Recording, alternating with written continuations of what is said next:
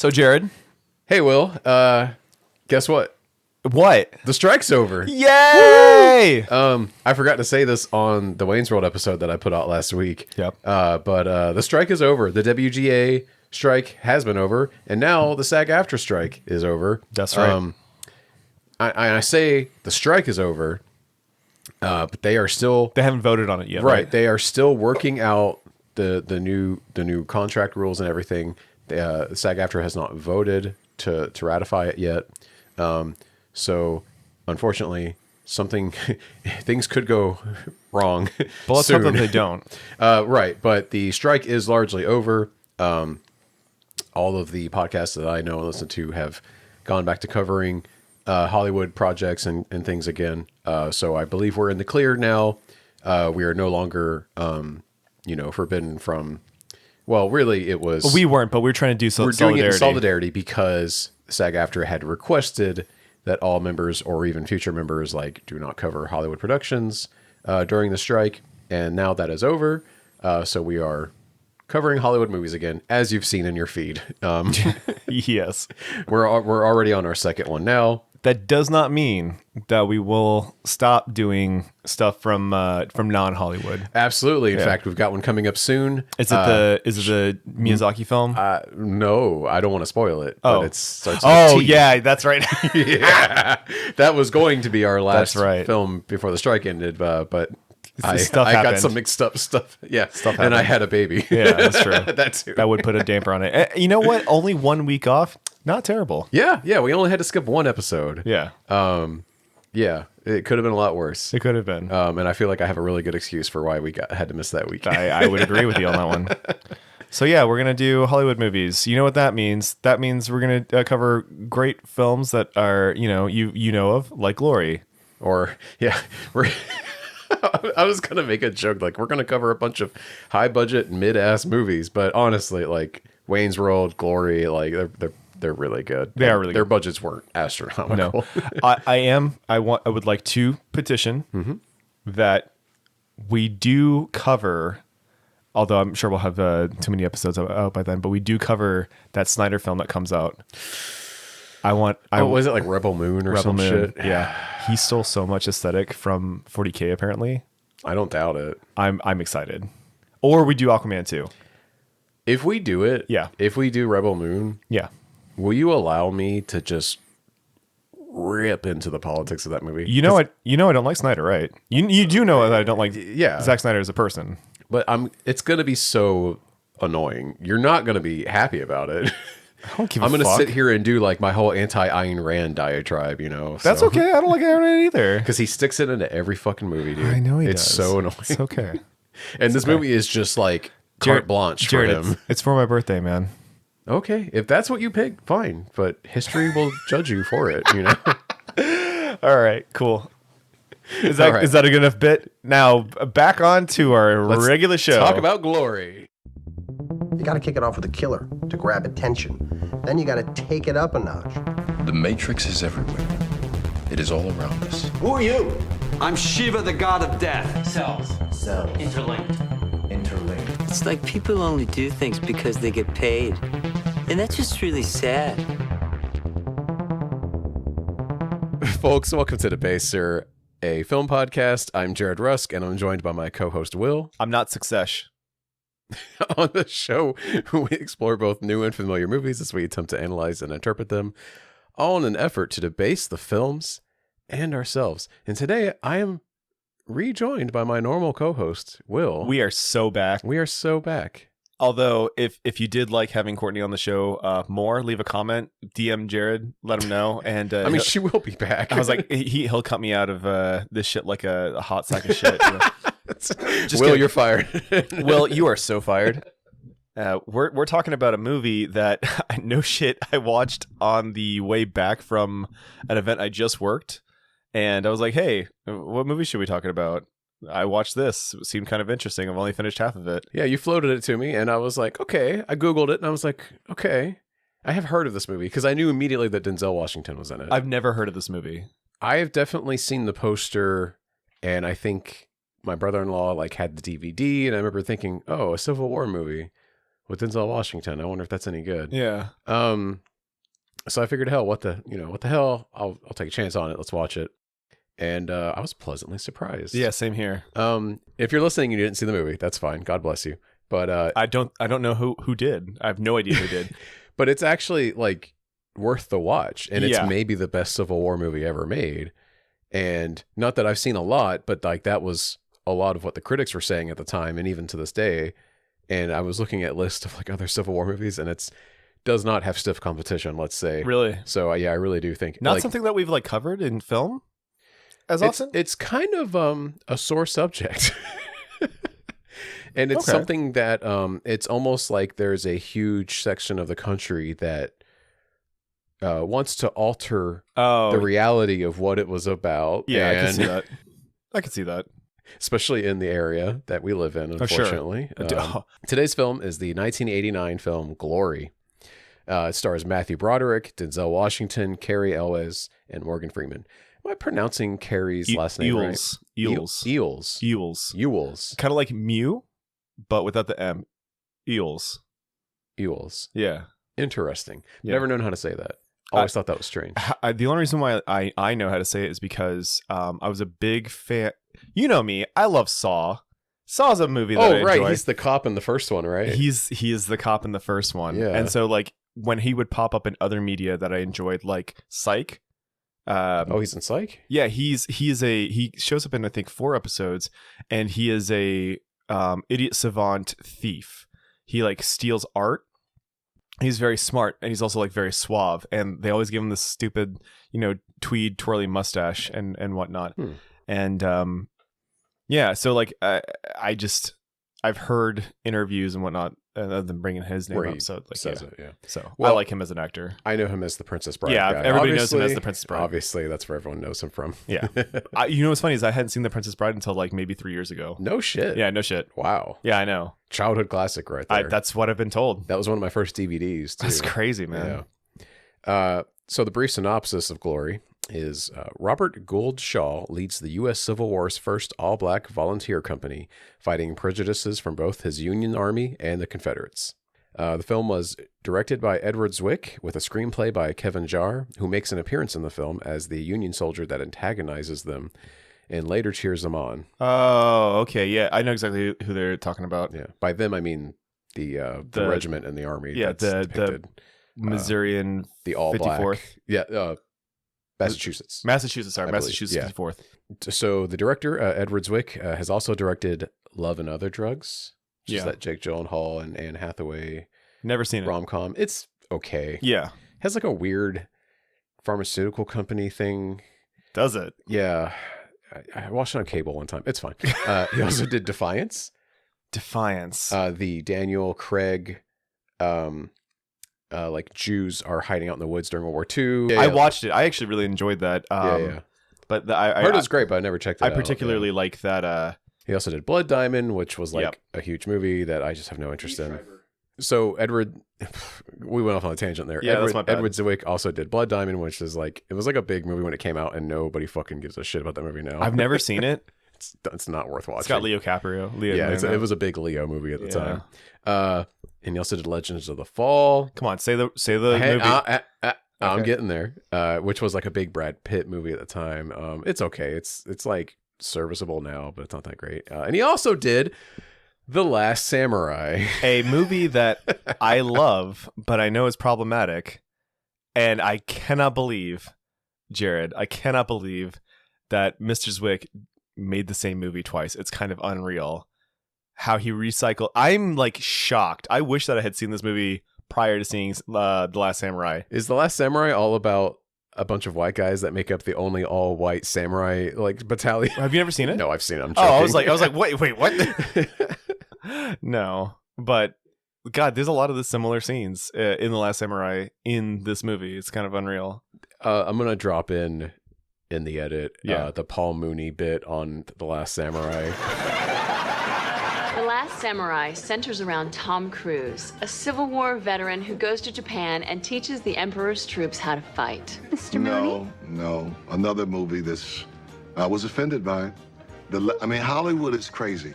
The Last Samurai starring Tom Cruise? He's the last samurai? Give me a break. That movie was offensive. I mean, Hollywood is crazy.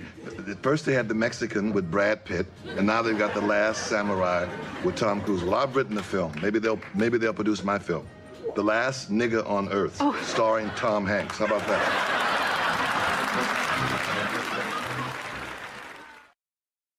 Okay, the film had a budget of $18 million, and it grossed $27 million at the box office. Success. The film maintains a 95% critic score on Rotten Tomatoes, and is considered to be one of the greatest Civil War films ever made. And I will say the only other one on the like top list that I was looking at that I have both seen and would put it next to, but it's kind of in a different category, is Ken Burns's The Civil War documentary. That's like a 10-part miniseries. Yeah, but that's a documentary. Right. So I've seen bits and pieces of that. It's great. I haven't seen the whole Every thing. Ken Burns documentary is like a great time. You're going to learn so much about whatever it's about. But it's also like super long and pretty dry, you know? So does that Jonestown movie that came out recently not count? Jonestown?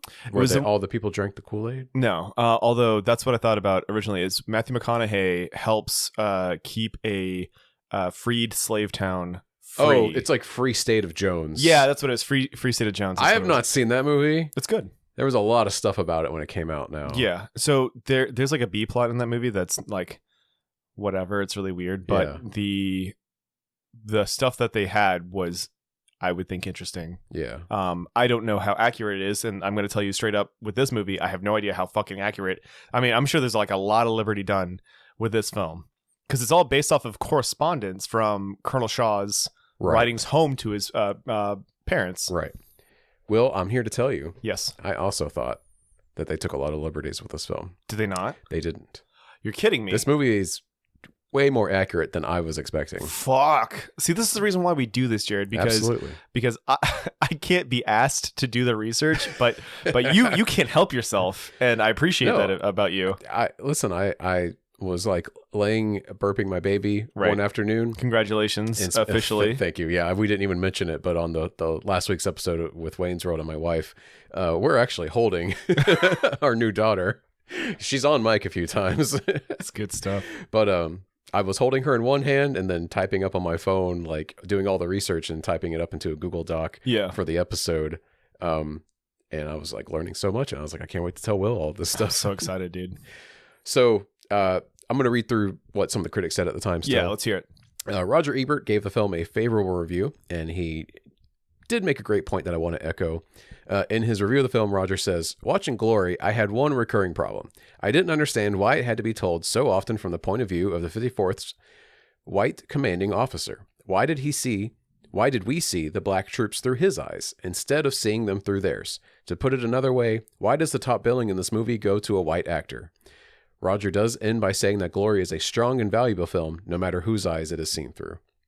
And I highly agree with him. I would agree with that as well. I will say, to defend that point, is the concept of the movie is letters from him to his family. Right. And so it should be. And they were the real historical record that a lot of the like accounts that we have of the 54th are like based on. Yeah.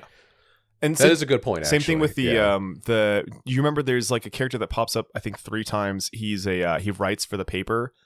Yeah. And in which he's also white, but the people back in the day that were prominent enough to have a voice that could be heard by the masses were all white. Everything was from a white perspective. So I'm like, I understand, they were preserved. Their records were preserved better too, is the thing. Because that's that whole thing about like black people in America cannot trace back their ancestry more than like 2 or 3 generations. Yeah. Because it's like, well, slavery. Like we have no idea where we came from. Like I don't know, where if you were black in America, like more than likely you don't know where your previous generations came from. Yeah, exactly. Because the transatlantic slave. Me and you can be like, oh, well, my family's right. You can go here. back like 20 generations. And like, oh, I'm from like Hungary and Germany and Europe. And, my great grandfather's name is on Ellis Island. Like I can go visit that. Oh, wow. I can take my son to go see that. So right. Yeah, it's It's an unfortunate fact of reality, and I think that that's the reason why it is the way that it is. Right. I think that sometimes they do. I mean, there are parts in this movie where they do take the camera away and settle it inside a tent with Morgan Freeman, Denzel Washington, And those are some of the best parts of the movie, I think. I would agree. Yeah. When we're seeing things in the perspective of like Morgan Freeman's character, Denzel's character. Hold on, I want to pull up the other two guys because I believe that they should. Yeah, they're not as well known now because like half the cast in this movie is huge. Yeah. And then the other half, I'm like, I never heard of these guys again. Much of the criticism of the movie was lobbed at Matthew Broderick's casting and performance as a Civil War captain who had just played a slick high school kid in Ferris Bueller's Day Off several years earlier. You know, it's funny. Yeah. Because I know him as Simba. What? He's the voice of Simba in the first Lion King. Wait, I didn't even know that. Adult Simba. He's adult Simba. That's so funny. I know. So like when I was, looking through all the different movies on, the back of somebody's fucking head. Yeah. I was like, what is Matthew Broderick doing here? Well, this sounds interesting. Let's watch it. You don't know him as Ferris Bueller though? No, I've never watched Ferris Bueller. Oh my God. Yeah, I know. Okay, Courtney and I wanted to do an episode on it because it's one of her favorite movies. Let's do that. You're going to be on it with us. Yeah, that's going to be great. Blind watch it because I think we should lean in more into the perspective of like someone's first time seeing a movie, versus like someone who's seen it 1,000 times, right? And I love that you haven't seen that yet. I have not. We're dragging you into that. Okay, that's going to be fine. awesome. Yeah, that's fine. Yeah. So Andre Braugher. He's Thomas, right? He's Thomas Searles. Yeah, this is the person who I thought was Lance Reddick because he has aged quite a bit. He kind of has his face a little his bit. eyes. He's got the same and eyes. Wearing like the glasses. sophisticated glasses helps too. It makes me think of Lance Reddick as the bellhop. Hotel concierge. Exactly. Yeah. And then He's not a bellhop. or whatever the fuck he is, man. I don't know. And I'm trying to figure out who played Sharts. Also, very unfortunate last name. Oh, Jimmy Kennedy, who doesn't have an IMDb profile. Really? Yeah. Wow. Maybe he goes by an alias now?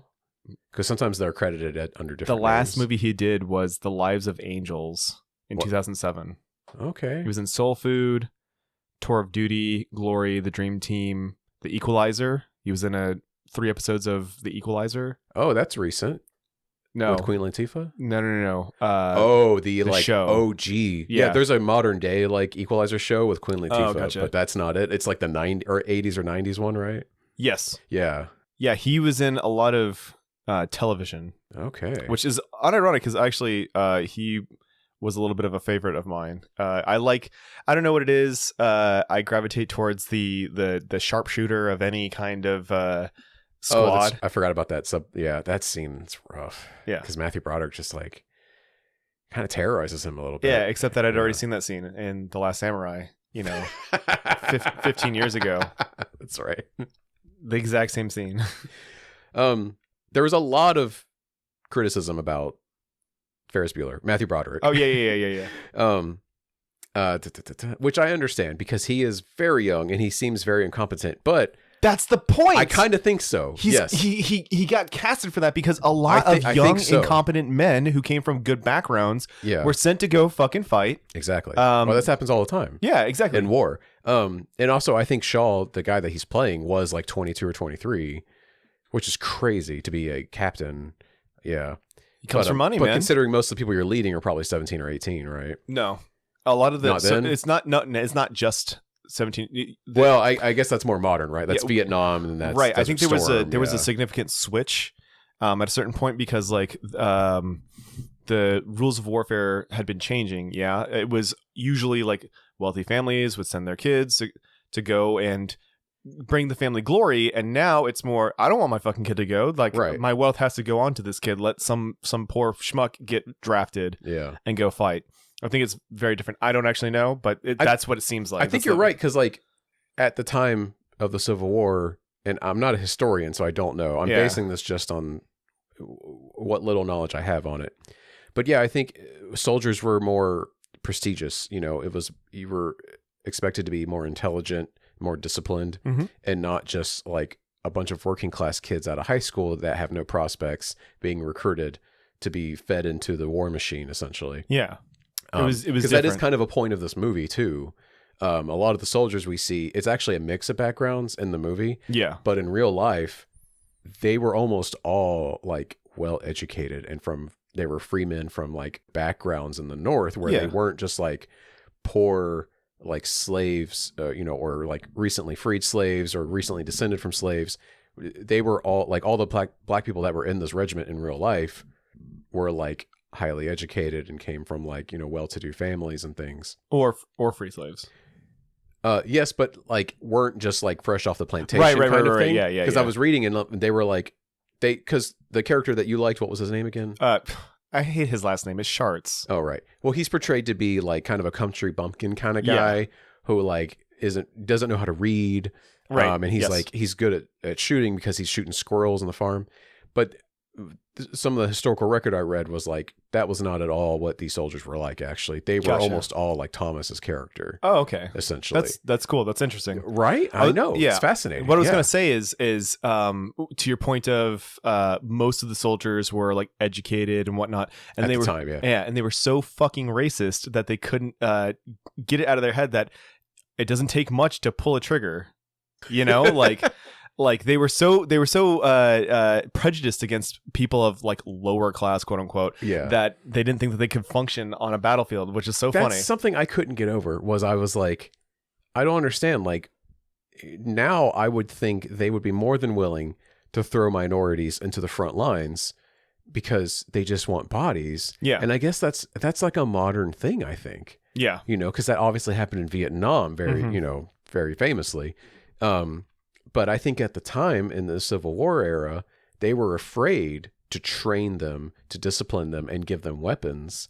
On one hand, because of the because they could thing. rise up and revolt, essentially. Sure. Or they were just afraid that like they weren't capable. I think it was the giga racism that they're incapable, and that is what the film is saying too. Yeah. And Lincoln largely.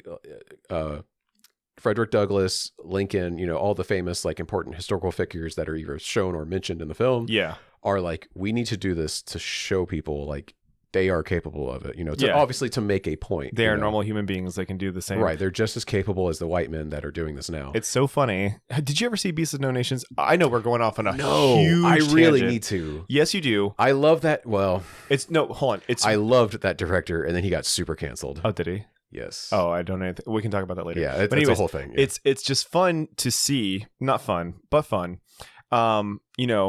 Maybe 70 years removed, you've got people who are like, yeah, if an adult man can pull a trigger, a young child can pull a trigger. Oof, and they kill the exact same way.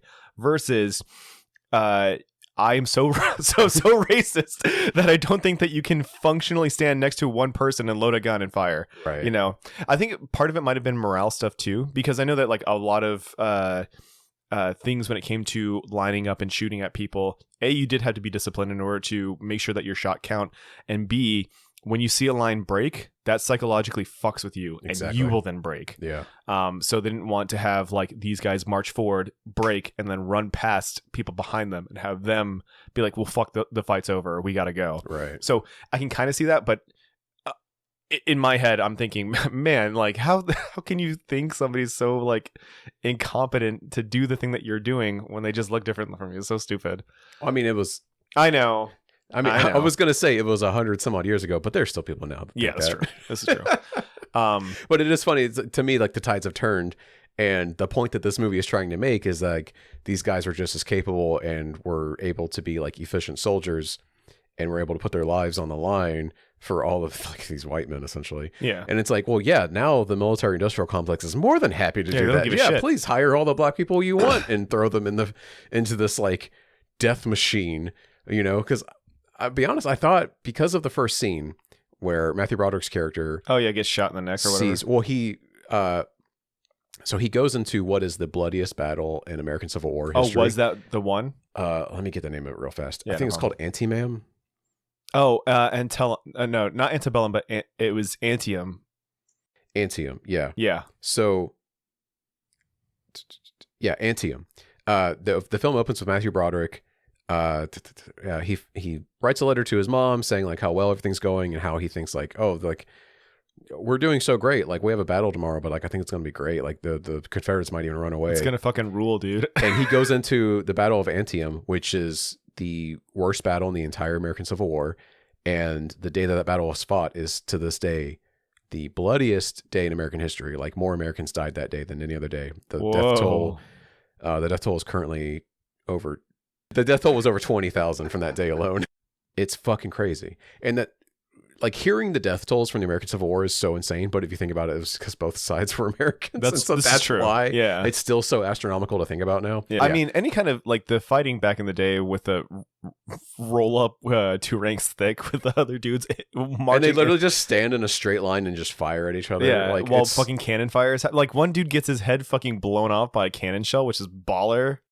The director said he insisted on that shot being near the opening of the film because he wanted people to the goriest shot of the film to happen early on to prepare people for like how rough it's going to get. Yeah. You know?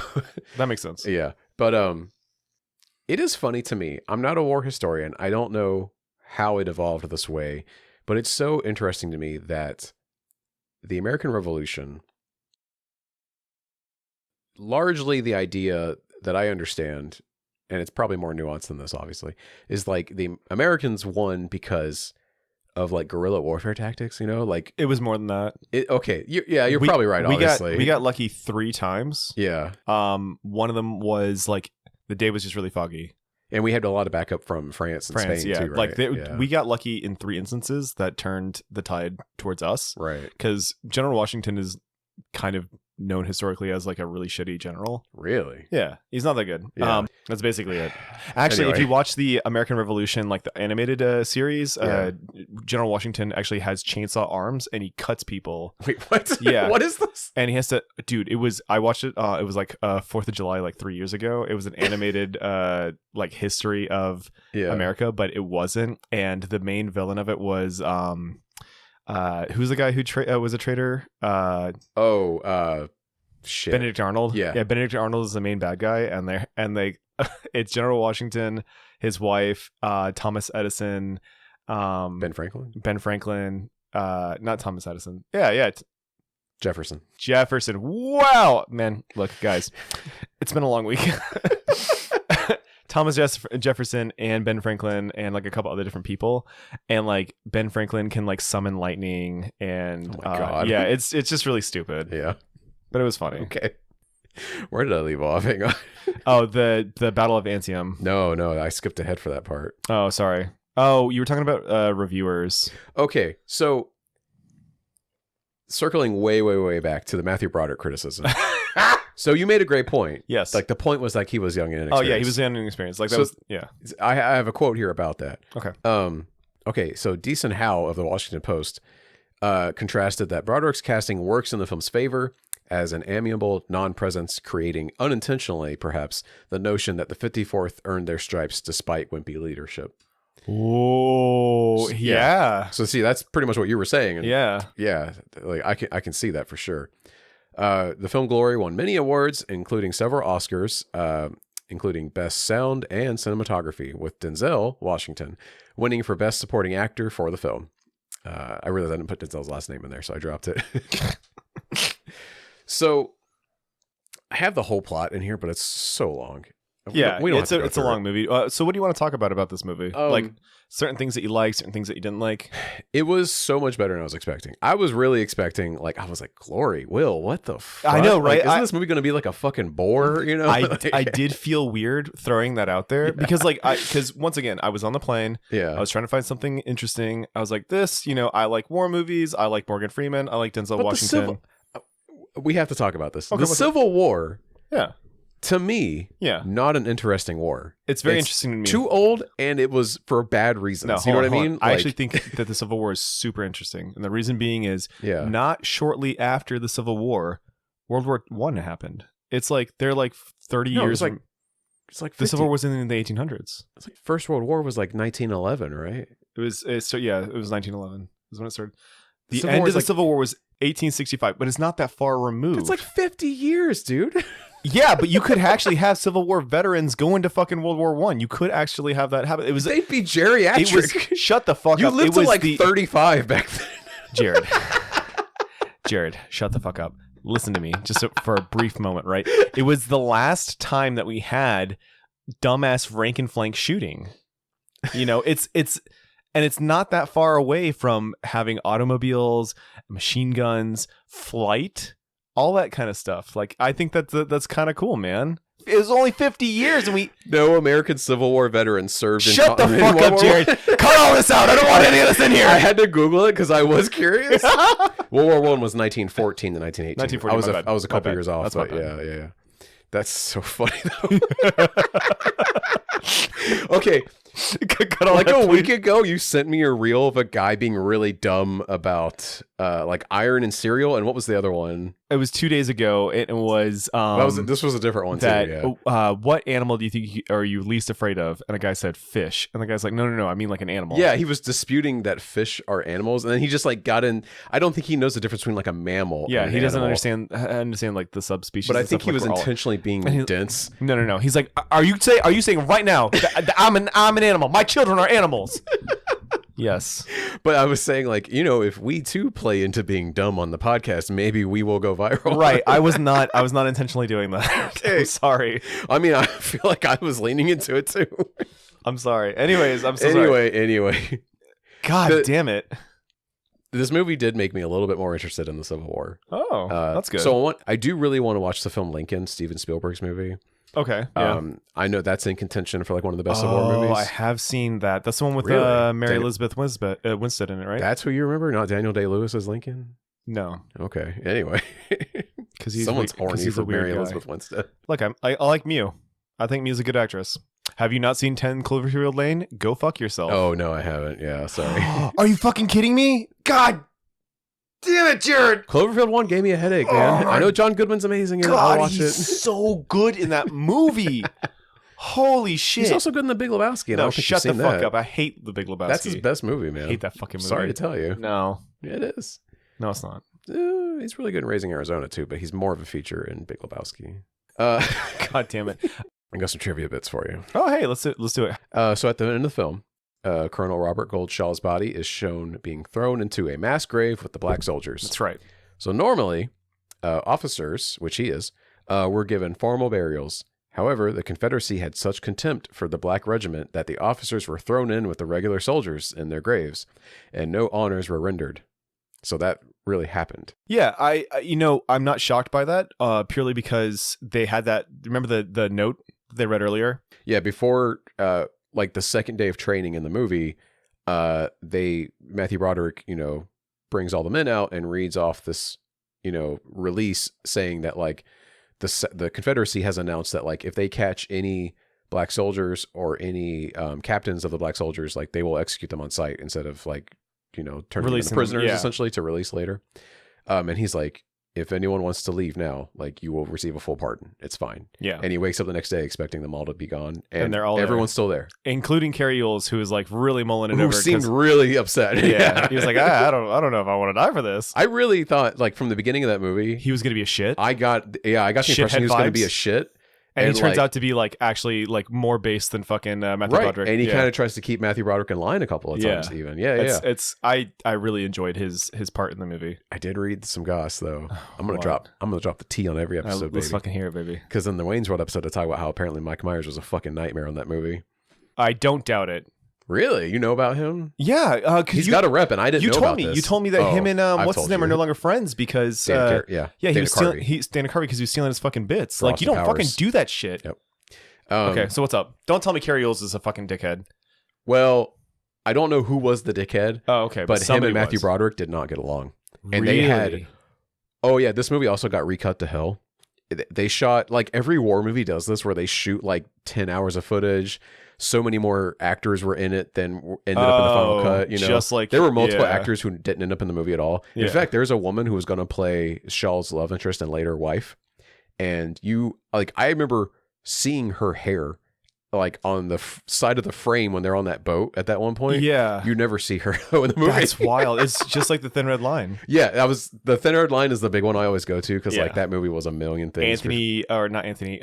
What the fuck is his name? Yeah, there was one actor I forget who was like, I thought I was the lead of that film. He's the guy with the busted nose. We literally just talked about him. Adrian Brody was like, that was supposed to be my ticket in. Yeah, and it's like Jared Leto's movie for some reason. Yeah, it's so weird. It's fucking weird. But apparently Carrie Yules and Matthew Broderick did not get along. That's wild. I don't know why. I just read that they didn't, and that's probably why a lot of their scenes got cut too. I gotcha. But anyway, so hold on, real quick. Oh yeah. I'm glad to hear that scene of them being buried together was not exaggerated, because I have a little bit more on it too. Oh, okay, because I saw that as allegory of like they fought and died together. It's like without the right context, dude, that shit can be really fucking heavy-handed and like in the wrong way. Because this movie, I will say, it doesn't veer into like the white savior complex. Thank God. I know. Yeah. Like it sometimes, but not. It puts a little bit too much importance on the white people in the regiment. But like, I thought that ending scene was gratuitous. Yes. When he rolls into the grave and then they just dump Denzel and Denzel like slops on top of him. Yeah. I was like, fuck off with this. Like, I get showing Matthew Broderick being rolled into the grave. Yeah, but having the his symbolism of that. Main antagonist. Sorry, the symbology of that. The symbology. Yeah. It's symbolism. I got you, bitch. But then the Denzel thing, because like they didn't really get along for a long time. Yeah. I was like, fuck, that was too much. But anyway, that was well, him being dumped in that grave. Right. Not Denzel's character. By the way, Robert Gouldshaw and the Kentucky guy that sucked ass. Yes. Only two real people. Well, except for like obviously like Frederick Douglass and stuff who shows up for a split second. Yeah. But nobody in the 54th in was the named film like Thomas was Earls based on a real person except Shaw. That's unfortunate. So like Morgan Freeman's character, Denzel's character, those were all like created for the film. Damn, they didn't even have like. That was the other thing that I'm kind of like they could have just grabbed the person who was obviously a sergeant. They had to have had somebody that was a NCO. Well, I wonder if there's not, like we were saying in the beginning, there's not enough historical record of the actual black soldiers. Yeah, you're probably perhaps right. to have done it. I wonder is why maybe, and they only got the rights to Shaw's like life story through his letters. Yeah, I'm not sure. That's unfortunate, but it is unfortunate. It's like the whole point of the movie is like, you know, raising black voices, showing exactly the heroism of these people, right? And we get it through the point of view of a white guy, which is Roger Ebert's whole thing. But whatever. It was a flub, Robert Ebert for you. So back to like the mass grave thing. Shaw's parents later visited the site of Fort Wagner in South Carolina after the Civil War ended, and they were asked if they wanted to have Shaw's body exhumed so they could take it home to Boston for the burial, but they declined. And they said, quote, "We would not have his body removed from where it lies, surrounded by his brave and devoted soldiers," explained Shaw's father. God, I'm choking up reading this now. That's good. Francis George Shaw also said, "We can imagine no holier place than that in which he lies, among his brave and devoted followers, nor wish for him better company. What a great bodyguard he has." Not that was really nice. Yeah. You're going to bring me to tears too, dude. Dude, oh man. Talk about like fucking... actual good parents. I was expecting... like in the movie, like the fact that he is obviously like a rich and important person and like, constantly in danger, and his parents are like the reason why he gets a lot of stuff, you know. You'd think that they were like, well, you don't need to fight for them, you know, that right? kind of Like shit, he was going to be like protected better or like kind of a spoiled brat, but like none of that really happens, which was really nice, you know. And then the fact that they also like show up to his grave at the fort and they're like, no, we're not separating him from his unit, basically. Like, that's really cool. That is cool. That's, you know, that's nice. The lines spoken by Colonel Montgomery to the outraged Colonel Shaw when he orders the burning of Darien, Georgia, which is the awful scene that we were talking about. So bad.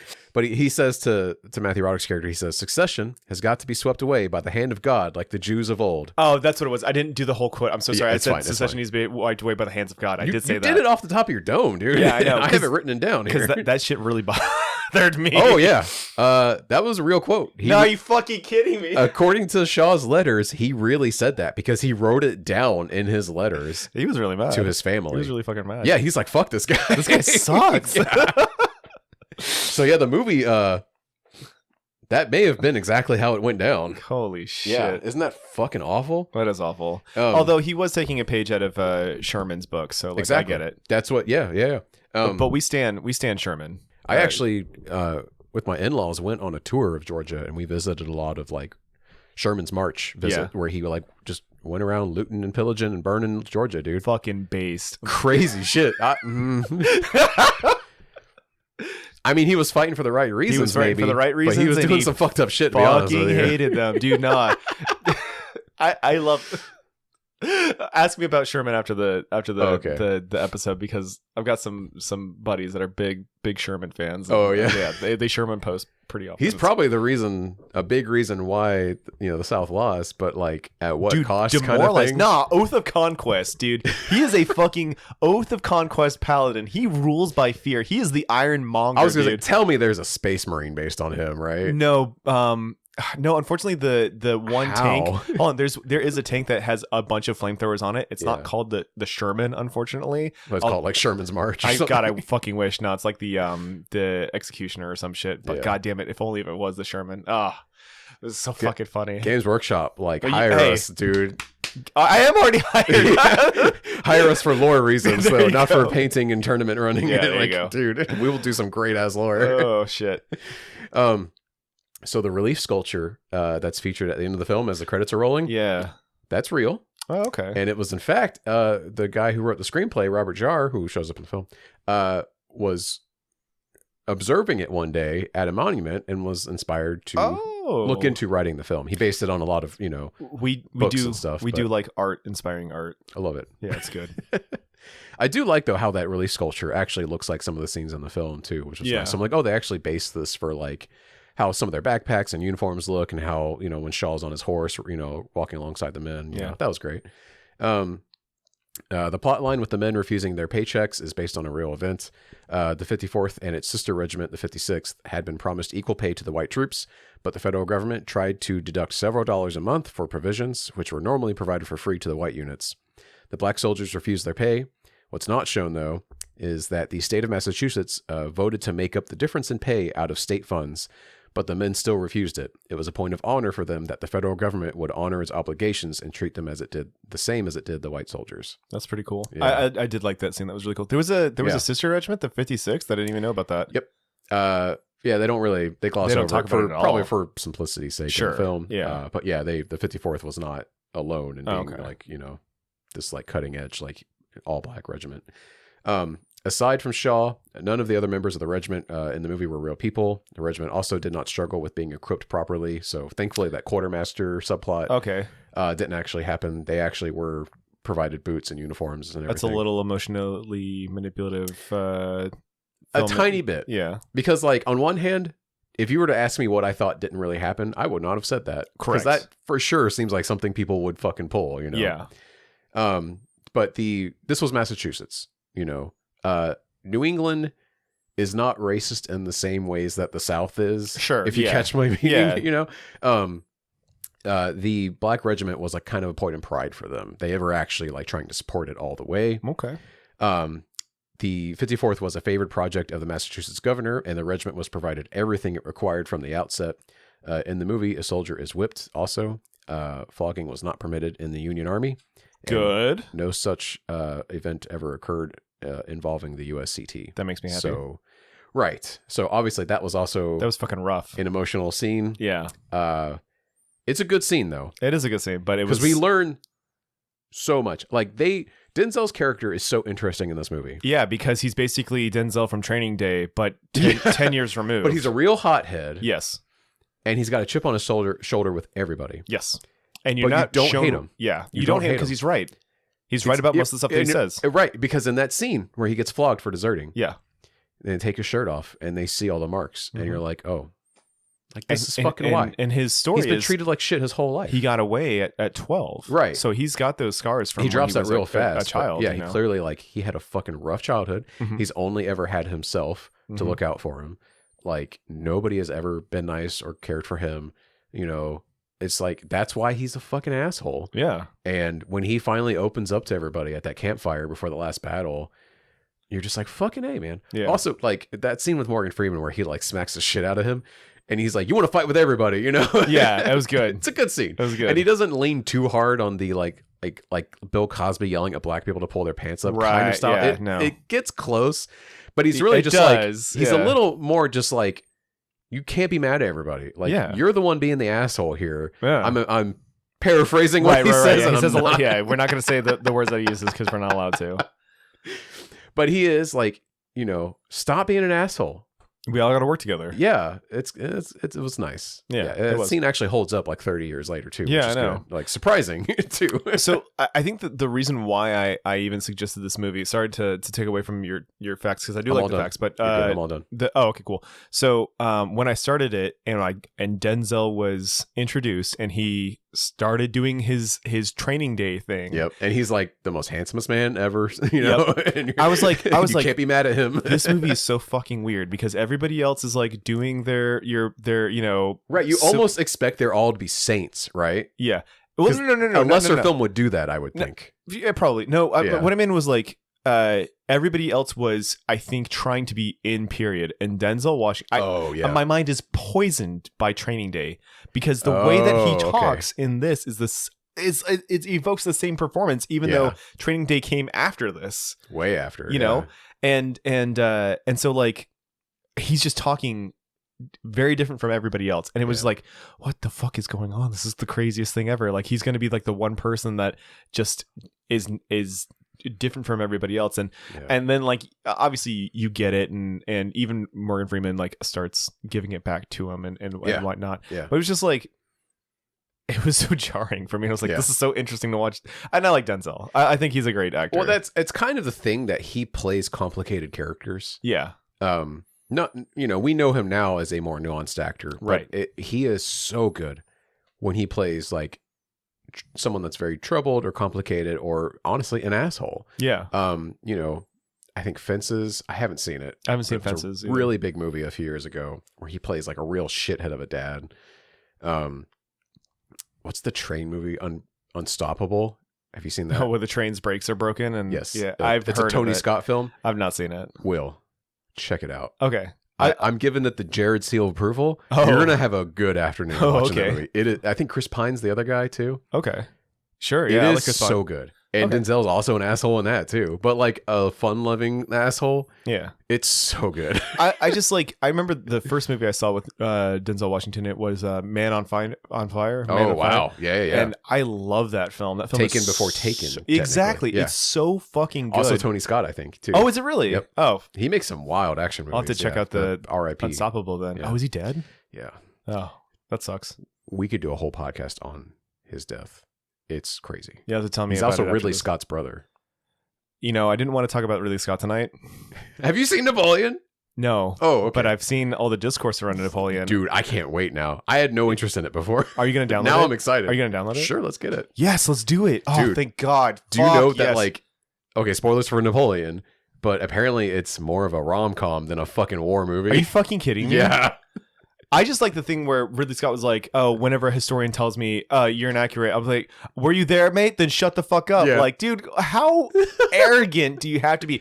I love him. Give him all the money. Stand Ridley Scott. Let that octogenarian make the movies, bro, please. He makes me so fucking angry. I hate him. It's so crazy how much I really enjoyed his movies in the goddamn 90s and the 80s, and now he's become this cunt. He's such a shithead, man. Apparently there's a scene in Napoleon where he yells at somebody and goes, "You think you're so great because you have boats." I can't wait to see this fucking movie, dude. Me too. I cannot now. wait to see this stupid movie. The fact that people are so like enraged on both sides about it. I don't care. Like, I don't give a shit about like bad reviews and whatnot. Like, yeah. I like Joaquin Phoenix. I want to watch it purely because of him. But Joaquin is becoming Tom Cruise to me, where I like him on screen way more than I like him off screen. Oh, he's a bit of a weirdo. Yeah. In fact, something came out about Tom Cruise the other day that made me like him a lot more. Oh, there's like a big Hollywood executive that basically said like, free Palestine on Instagram and then got fired. I saw that. Yeah, and apparently Tom Cruise was like, you are not going to fire her. Like, you are going to keep her on or I will leave this agency. Fucking base, dude. Yeah. Dude. But I can't give him accolades, dude. I know. He still sucks. He sucks, goddamn. Because there's some crazy shit going on, you know what I mean? Dude, what the fuck? Dude, people are so crazy. Anyways, back to the glory.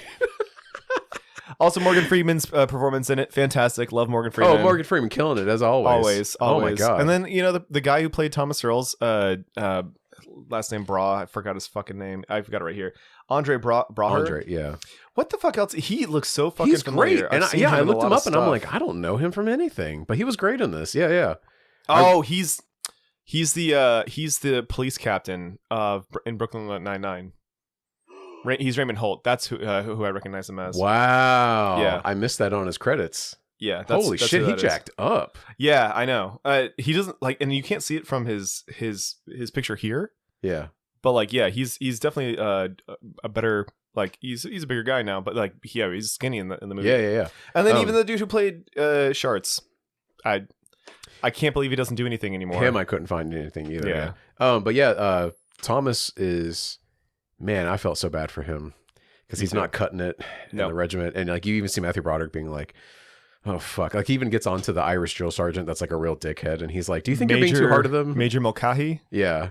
John Finn is the actor's name. Do we know him from anything? We do. I've seen him in a lot of different things, especially with that haircut that he that he had. Hold on one second. Let me flip through his stuff real quick. And oh yeah, he was in The Crown.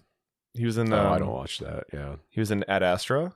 Oh. He was Brigadier General Stroud in Ad Astra. More like Dad Astra. Dude, watch that movie yeah, again. we do. You know, this is Dad Baser. Yep. We do need to do more dad movies.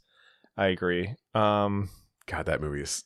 It was good, An amazing sci-fi movie wrapped in a dad complex. Yeah, it was fucking it's wild. So good.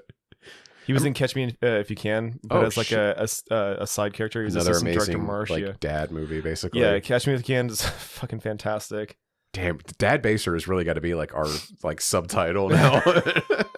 We just do dad movies. Hell yeah, dude. Fuck, I don't. He's been in a lot of TV stuff. Dad, Catch Me If You Can is about disappointing the dad you want because you've already impressed the dad you have. That's right, dude. Oh, dude, Damn. he was in Sequest. Yeah, put that in fucking bolt that shit on the description. Yeah, he just did a bunch of TV stuff, but that's like where I recognize him from. He's got a very recognizable face, especially with that mustache and short hair combo. Like, he has it in a lot of his other appearances. Speaking of facial hair in this movie, let me ask you this: do you think Matthew Broderick's like mustache and chin thing were real, or were they glued on? I think that it was real. Because I don't think that a man can grow great facial hair, and that shit look patchy as fuck. Well, that's what people look like in the Civil War. Like, I that was know, on brand. Yeah, too. I know. But I thought it looked terrible, and that it made looked terrible me think because it was fake. He needs to not have that on his face. I don't know that he can even grow facial hair. That Maybe. man's permanently 18 to me. That's true. Did you think he was 18 in Godzilla? Do you think he made a really good? Yeah, he convincingly portrayed someone in his early 20s. But like, I was like 8 when that movie came out, so like he was basically an adult to me. Yeah, that's true. But now he looks like a baby in everything. It's crazy. Yeah, it is crazy. Yeah, it's fucking weird. He doesn't do that much acting anymore, right? Like, oh no, he kind of fell off in the 2000s. He's like soft retired. Yeah, yeah. You know, he's married to Sarah Jessica Parker. Oh, good for him. him. He also killed a guy. He killed a guy, and I don't have to say allegedly. He killed a guy. Yep. Doing it what? wasn't murder. It was manslaughter, and I think he got off for it. It was a car accident. Jesus Christ. I think it's like Laura Bush, where I'm starting to like, go on Carrie Yule's side. I'm pretty sure it was Matthew Broderick that was the asshole. Right? Yeah. I think it was like Laura Bush, where like he ran a stop sign and ran over him or something. You gotta pay attention, dude. Yeah. Gotta pay attention. That's fucked up. Yep. Is there anything else you want to talk about, Glory? Would you recommend this movie? Yes, I actually would. Yeah. To discerning people, like anyone that I think could sit through a 2.5 hour war movie. Yeah, it was long as fuck for 1989. Yeah, well, they have a lot to cover. This is true. Like, because like war, it's almost a war epic. Yeah. It makes sense. Like it deserves a long run time. I agree. Like, this is not a 90-minute. It was movie. just kind of shocking that it was that long for, because it was longer than the next movie that we're going to talk about by like 15 minutes. Right. Even though that movie may have been a 3-part movie trilogy at one point too, because holy shit, they start trying to wrap it up fast. Yes, they do. Yeah, I'll save that though. Yeah. But yeah, no, I actually was really impressed with it. I came away like, especially for a movie that came out in 1989 about like an important part of Black history, I actually thought was very serviceable. I was shocked, and even the reviews at the time were like, "It was pretty good." It's actually pretty good. Yeah, like, I even pulled up. I quoted heavily Roger Ebert's review of the film, but it that resonated with you. So right, yeah. But Roger. So I pulled up the episode of Siskel and Ebert. a Okay. long-running TV show. Yeah, where, like, I remember that. They would review movies. Yeah. It was on for so long, and it's almost all like in pieces on YouTube, and you can just watch it. And it's like it's so great because it'll be like a real time capsule because they leave the commercials in on a lot of the rips. And so you just see commercials from for like Pizza Hut and shit. or like Keebler Elf cookies and shit from like the Yeah. 80s and 90s. It's crazy. Like I love pulling up Siskel and Ebert like shows on YouTube. It's highly recommend go do that if you got some time to kill. That's fucking Pull rad. up like Roger and Ebert's like or Roger and Ebert, Siskel and Ebert's best movies of like 1994 and just like pull it up. You're gonna have a fucking blast for like 10 minutes. You know, it's so fun. But anyway, I pulled up their review of this film, and they both loved it. Or liked it, whatever. Yeah, sure. But yeah, Roger was pretty critical of like, why is it through Matthew Broderick's eyes, which I thought was a great point. But still, much better than I was expecting. An actually good time. If you like more war movies, this deserves a chance for sure. It has some great battle scenes. Yep. Depressing ending. A very depressing ending, but I saw it coming a mile away. That shit caught me off guard. I actually, okay, that reminds me. Yes. I was expecting to go a little differently because Matthew Broderick seems so rattled from his battle at the beginning. Right. And he like has, presumably he has PTSD. He does have PTSD. Never diagnosed because Right. obviously that wasn't a thing back then. Nope. Like people didn't know. Yeah. But I was expecting maybe he was going to want to keep them out of combat because he was terrified of it. And that never, it's actually the opposite. He's trying to do everything he can to get them into combat. They want to. Which They also want to show seems- everybody how brave they are. It also seems so antithetical to me that they are mad about being relegated to just doing manual labor. And I'm like, you're safe though. You know, like, because part of me is like, why are you upset about this? I would not want to be thrown on the front lines. I think that we, as modern day people, see the horrors of because like 100 years combat. later, it does the reverse, and America is more than happy to Yeah. throw an all-black battalion into the fire. You know, like it's crazy. It's very different because they have animosity towards people who are enslaving people who look like them. Right. B, they are coming from a society that still sees them lesser than. Right. And this is a point in time where they can prove that not only are they capable, just as capable as any other soldier out there, but they are brave and they're fearless and they're willing to do something that is beyond them. Yeah. And I think that's the whole point. Yeah. You know, that's the whole point of wanting to go to, because like, you know, fighting back in the day was something that was honorable. Mhm. Now we see it like, fuck, this sucks. You know, like I don't want to go to a different country and, you know, shoot at children who are, you know, picking up weapons. Like this goes all the way back to our Black Hawk Down episode and picking up weapons, like that one scene, children holding weapons. That's not, and that's not something that you do that they did back in the day. And the causes and a lot of modern wars aren't as honorable as fighting for the emancipation of enslaved people. Exactly, because at least in this particular war, you know, if you're a black soldier fighting for the Union, you can say, "Oh my God, I'm so glad I thought of this." What's up? One of the best scenes in the movie, I thought. And remember, I mentioned like some of the best scenes I think are the quieter moments where we're just seeing the black soldiers. There's the scene where after their first battle, Matthew Broderick walks up to Denzel Washington, who's like having a quiet, contemplative moment overlooking a lake.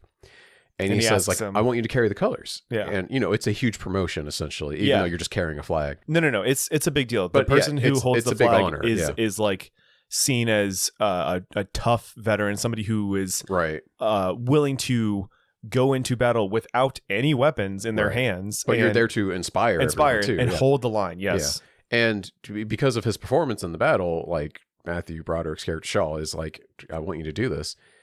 And Denzel is like mixed on it. He's like, I don't know, man. I don't know if I even care about this war. Like what's going to change for me and what's going to change for all of us soldiers, like after, you know, it's over.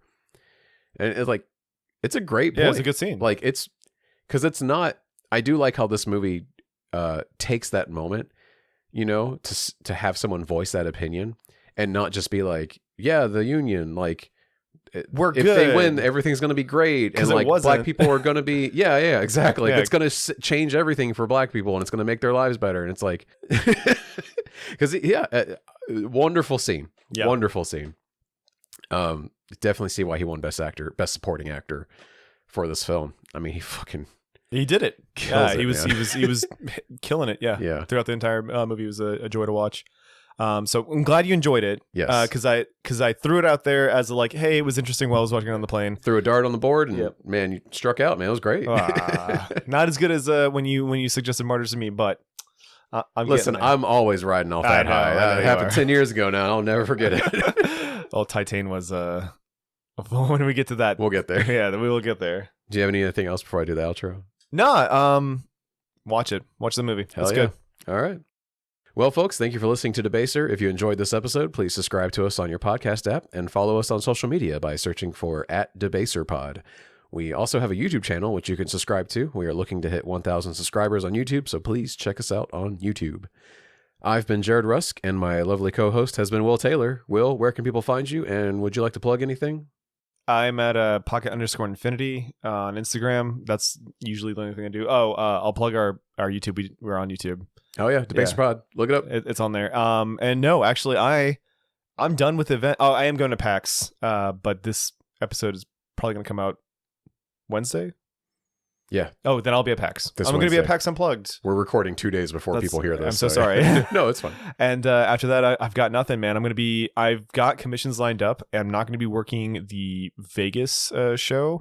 So I will let people know if they want their models to be painted, that I'm open to do that. I'll let you know. And they can reach out to you on pocket_infinity for that? Yep. Absolutely. Awesome.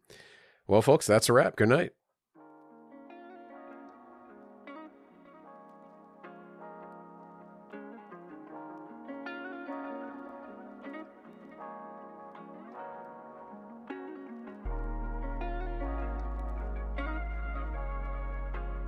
Debaser is hosted and produced by Will Taylor and Jared Rusk.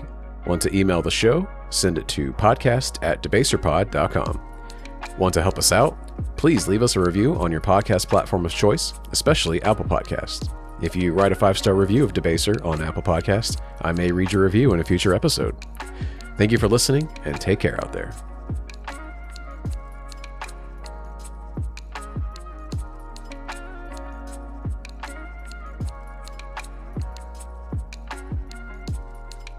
Like I've got something to say about the both of them. Anyways, how depressed I was after watching Glory. Also, I need to look up who directed that, because I want to know if they also directed.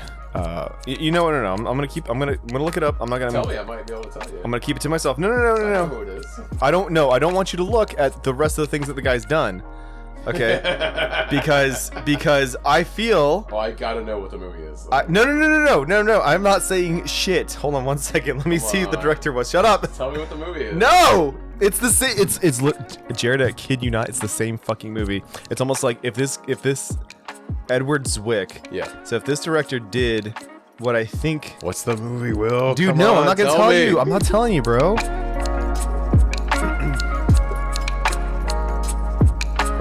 This guy did Blood Diamond. No fucking way, he did it. Last Samurai. No, are you fucking kidding me? Was that the movie? Yes. Oh my god. Turn the levels down. Yeah, because I had to crank them for Courtney. And keep that shit in. Keep that fucking reaction in. Jared. Just roll into it, folks. I cannot fucking believe it. I knew that was the movie. I wanted you to tell me that's what it was. I can't fucking believe it. I can't actually believe it, but I can't believe it. He made the same film twice. It's not the same. 13 years. But it's startlingly my God, similar. Are you fucking kidding me? It's not the same film. It's the same movie. Folks, welcome to Debaser.